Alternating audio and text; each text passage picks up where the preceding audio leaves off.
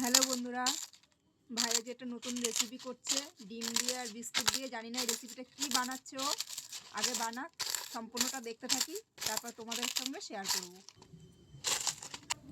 পুরো গুঁড়ো হয়ে গেল বিস্কুটটা, আর একটু করবে। এখন জিরার গুঁড়ো দেওয়া হচ্ছে, পরিমাণ মতো নুন দিচ্ছে। ডিমটা ফাটিয়ে দিয়ে দিল, দুটো ডিম দিল, লঙ্কা চিড়ে দেওয়া হলো। এবার এটাকে ভালো করে পেস্ট করা হবে। সামান্য একটু হলুদ দেওয়া হলো, ভালো করে পেস্ট করে নিল। এবার কি বানাবে জানি না, আদৌ খেতে পারবো কিনা তাও আমি বলতে পারছি না। দেখি, এই যে আমাদের রাঁধুনি রান্না করতে বসেছে।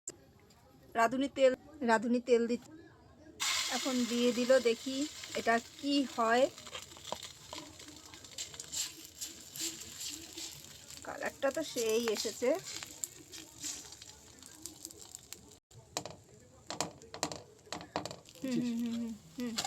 দেখো ওই পিঠটা কি সুন্দর হয়ে গেছে।